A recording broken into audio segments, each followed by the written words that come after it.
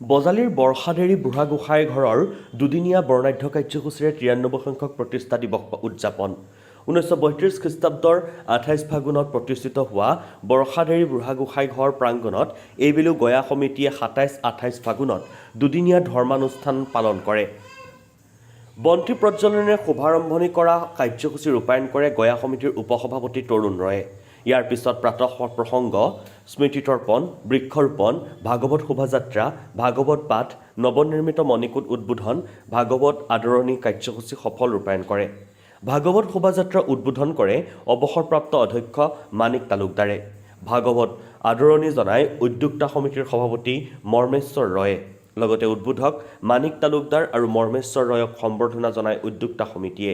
ইয়াৰ পিছত দুপৰীয়া প্ৰীতিভোজন, সন্ধ্যা বন্তি প্ৰজ্বলন কৰে শান্তনু ৰয়, ডেভিড ৰয়, চন্দ্ৰপ্ৰভা ৰয় আৰু দীপাংকৰ তালুকদাৰে।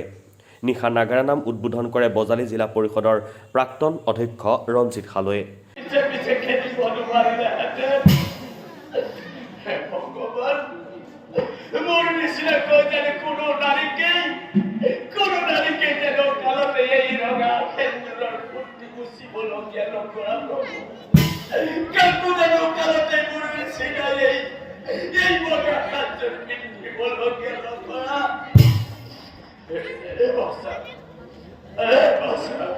নাগাৰা নাম উদ্বোধনৰ প্ৰাক্ষণত সম্বৰ্ধনা জনাই ৰঞ্জিত হালৈক। লগতে নাগাৰা নামৰ দাতা দুগৰাকী ক্ৰমে অনিল তালুকদাৰ আৰু কুমুদ ৰয়ক সম্বৰ্ধনা জনাই উদ্যোক্তা সমিতিয়ে। ইয়াৰ পিছত তামোলপুৰৰ ৰামচৰণ কলিতা আৰু নলবাৰীৰ পাৰ্থপ্ৰতিম দাসক সম্বৰ্ধনা জনাই নাগাৰা নামৰ দাতা পৰিয়ালৰ দয়ে।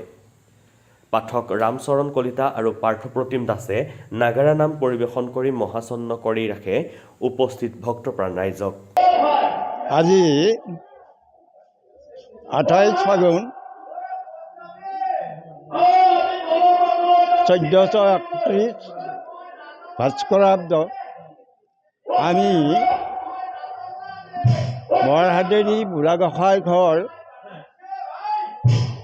প্ৰতিষ্ঠা দিৱস উপলক্ষে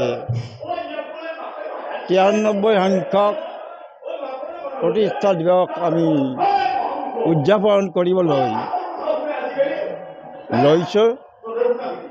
ইয়াৰ লগতে আমি আজি সুদীৰ্ঘ 3 বছৰ ধৰি আমি ইয়াৰ মণিকূট তৈয়াৰ কৰাৰ কাৰণত এখন উপসমিতি আমি কৰি দিছিলোঁ। তেওঁলোকৰ অশেষ চেষ্টাৰ এই 3 বছৰ কাল জুৰি সুন্দৰভাৱে তেওঁলোকে বিশেষ পৰিশ্ৰম কৰি গভৰ্ণমেণ্টৰ ফালৰ পৰা, আমাৰ ৰাইজৰ ফালৰ পৰা, সুদীবৃন্দ ৰাইজৰ ফালৰ পৰা বিশেষভাৱে আমি বৰঙণি তুলি ইয়াৰ কামটো সম্পূৰ্ণ কৰিছোঁ। গতিকে আজি 28 ফাগুন, এই 28 ফাগুনত সেইটো আমাৰ মাননীয় কেবিনেট মন্ত্ৰী ৰঞ্জিত দাসৰ দ্বাৰা আমি ইয়াক। বজালীৰ পৰা হিৰণ্য কলিতাৰ ৰিপৰ্ট, এনি পলিটিকেল।